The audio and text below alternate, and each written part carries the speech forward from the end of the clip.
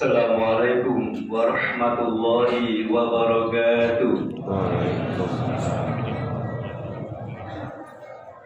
Alhamdulillah wassalatu wassalamu ala Rasulillah wa ala alihi wa sahbihi wa man tabi'ahum bi ihsanin ila yaumil qiyamah. Amma ba'd. Ma'asyiral muslimin wal muslimat rahimakumullah, jamaah Masjid Al-Mu'minin di Serdang yang saya hormati. Mari kita memanjatkan puji syukur kehadirat Allah Subhanahu wa taala yang telah melimpahkan rahmat-Nya pada kita. Sehingga pada kesempatan yang berbahagia ini kita telah memberikan salah satu kewajiban, yaitu sholat Isya dengan berjamaah, dan dilanjutkan dengan sholat tarawih jamaah pula, dan insya Allah nanti kita akan melanjutkan dengan sholat witir, dan insya Allah dilaksanakan dengan berjamaah pula. Salawat dan salam mudah-mudahan dilimpahkan kepada Nabi kita yang mulia, yaitu baginda Rasulullah Sallallahu Alaihi Wasallam beserta keluarganya dan para sahabatnya, tabiin, tabi'ut tabi'in, dan umatnya yang istiqomah terhadap sunnah-sunnah beliau. Dan mudah-mudahan kita yang hadir pada malam hari ini kelak di hari kiamat mendapatkan syafaat dari Rasulullah Sallallahu Alaihi Wasallam. Amin ya rabbal alamin. Ma'asyiral muslimin yang insyaallah dirahmati oleh Allah Subhanahu wa taala, dan masalah tarawih Masjid Al-Mu'minin yang saya hormati. Pada kesempatan yang berbahagia ini saya ingin membahas salah satu tema, yaitu pilar-pilar dalam melaksanakan puasa di bulan suci Ramadan. Pilar-pilar saum di bulan suci Ramadan. Hanya ada 3, yang saya simpulkan ada 3. Yang pertama, dengan saum maka kita akan tumbuh Islam kita menjadi kafah. Yang kedua, dengan saum di bulan suci Ramadan maka kita akan tumbuh rahmat, kasih sayang. Dan yang ketiga, dengan saum di bulan suci Ramadan maka akan terbentuklah ukhuwah Islamiyah. Dan insya Allah 15 menit atau 20 menit ke depan akan kita bahas. Yang pertama adalah bahwasanya saum di bulan suci Ramadan ini adalah akan membentuk pribadi kita menjadi muslim yang secara kafah. Betapa tidak, walaupun kita saum di siang hari yang begitu letih, dahaga, bahkan lemas, namun kita punya ghirah, punya semangat spirit yang luar biasa di dalam beribadah kepada Allah Subhanahu wa taala. Ketika kita tidur, ada panggilan adzan, kita bangun untuk meninggalkan tidur kita, yang kemudian berjalan ke masjid untuk melaksanakan, yaitu ibadah sholat secara berjamaah. Kalau kita lihat atau kita tengok sejarah masa lalu, 14 abad yang telah lampau, dalam perang Badar itu terjadi di bulan Ramadan.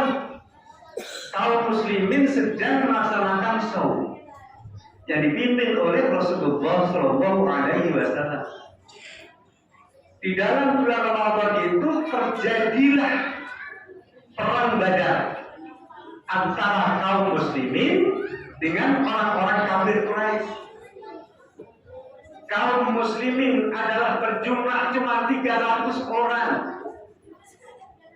Kemudian orang-orang kafir Quraisy terdiri dari 1000 orang.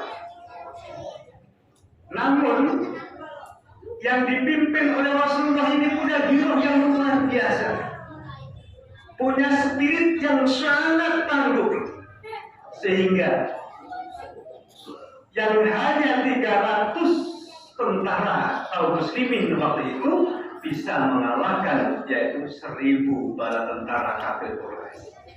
Sehingga ini adalah memberikan kontribusi yang sangat luar biasa, menjadi masyhur umat Islam yang dipimpin oleh Rasulullah SAW dalam jumlah yang tidak ada separuhnya, sepertiganya bisa mengalahkan jumlah yang sangat besar yang dipimpin oleh orang-orang kafir Quraisy, yaitu 1.000 bala tentara.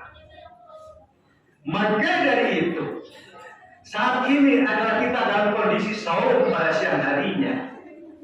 Maka dari itu, kita harus punya spirit, punya greget untuk menjadi muslim yang kafah. Sebagaimana Allah Subhanahu wa taala berfirman dalam Al-Qur'an surat Al-Baqarah surat kedua ayat 208, ya ayyuhalladzina amanu udkhulu fis-silmi kafah wa la tattabi'u khutuwatis syaitan innahu lakum aduwwum mubin. Wahai orang-orang yang beriman, masuklah kalian ke dalam Islam yang secara menyeluruh, secara kafah, dan janganlah kalian mengikuti langkah-langkah setan, karena sesungguhnya setan itu adalah musuh yang nyata bagi kamu. Hadirin kaum muslimin yang dirahmati oleh Allah Subhanahu wa taala, Ramadan adalah merupakan ajang education, merupakan ajang training, merupakan kawah candra di muka untuk membentuk pribadi muslim yang sejati, membentuk pribadi kita yang kafah di dalam agama Islam, sehingga kita hidup kita hanya secara Islam. Karena apa? Karena kita hanya mengikuti petunjuk Allah dan dilarang untuk mengikuti langkah-langkah setan. Wa anna hadza sirati mustaqima fattabi'uhu wa la tattabi'us subula fatafarraqa bikum an sabili dzalikum wasaqum bihi la'allakum tattaqun. Al-Quran surat Al-An'am surat 6 ayat 153. Ini adalah jalanku, kata Allah Subhanahu wa taala. Jalanku yang lurus. Wa anna hadza sirati mustaqim. Ini adalah jalanku yang lurus, maka dari itu ikutilah. Wa la tattabi'us subula fatafarraqa bikum an sabili. Dan janganlah kalian mengikuti jalan-jalan selain jalanku, karena selain jalanku adalah membuat percerai-beraian, membuat pelontok-pelontokan, membuat saling bermusuhan, membuat yaitu saling gontok-gontokan, perpecahan di dalam ukhuwah Islamnya. Yang demikian ini adalah aku wasiatkan kepada kalian agar kalian menjadi orang-orang yang bertakwa. Hadirin kaum muslimin, para bapak, para ibu yang dirahmati oleh Allah Subhanahu wa taala, biasakan hidup kita mulai dari bangun tidur kemudian tidur kembali secara Islam. Bagaimanakah caranya? Kita mau tidur, ambil air wudhu terlebih dahulu. Kemudian kalau kita nggak capek, sholat sunnah habis wudhu. Bila dirubah perumpahnya sampai masuk ke dalam surga. Ditanya kenapa demikian? Kok perumpah? Bila dirubah ikut masuk ke dalam surga, karena bila berubah setelah wudhu selalu melaksanakan sholat sunnah 2 rakaat. Kemudian jangan lupa kita sholat witir 1 rakaat minimal. Kenapa 1 rakaat? Karena Rasulullah SAW mewanti-wanti kepada kita, jangan engkau lupakan, jangan engkau tinggalkan, dan jangan sampai tidak engkau tutup tidurmu dengan sholat witir walaupun 1 rakaat. Kenapa Rasulullah mengatakan 1 rakaat? Karena 1 rakaat saja berat, apalagi 3, apalagi 5, apalagi 7. Maka bagi orang-orang yang beriman, punya giroh yang tinggi, punya spirit yang luar biasa karena cinta kepada Allah, maka kita akan selalu beribadah kepada Allah Subhanahu wa taala. Kemudian baca Quran, doa zikir, sebelum kita tidur doa zikir. Kemudian kita mohon pada Allah agar mimpi indah, mimpi yang mudah-mudahan mimpi ketemu Rasulullah, walaupun tidak bisa melihat wajah Rasulullah. Kemudian kita menghujur ke utara, tangan buat bantalan, lambung di bawah. Menurut Imam Ibnu Qayyim al-Jauziyah rahimahullah taala, tidur dengan miring ke kanan, membujur utara. Ini adalah posisi lambung pas sekali sehingga membuat sehat. Ketika masuk rumah, ucapkanlah salam. Anak-anak kita, adik-adik kita ketika masuk rumah tidak mengucapkan salam, stop terlebih dahulu, ucapkan salam. Kenapa demikian Pak Bapak Ibu? Kalau kita masuk ke dalam rumah dengan tanpa mengucapkan salam, maka kemudian setan mengimbau kepada para tentara setan. Wahai saudara-saudaraku, malam ini kita akan tidur nyenyak dan malam ini kita akan makan enak. Kenapa? Karena tuan rumah adalah masuk rumah dengan tanpa membaca Assalamualaikum warahmatullahi wabarakatuh. Masuk rumah kita dengan tangan kaki kanan kita dulu dengan ucapan salam. Keluar rumah Bismillahirrahmanirrahim. Kaki kanan dikeluarkan terlebih dahulu. Kemudian kita doa zikir dalam perjalanan. Itu yang pertama, supaya kita menjadi Islam dan secara agama. Yang kedua, dengan saum di bulan suci Ramadan, maka kita akan tumbuh rasa rahmat, kasih sayang, belas kasihan terhadap sesama manusia. Kenapa demikian?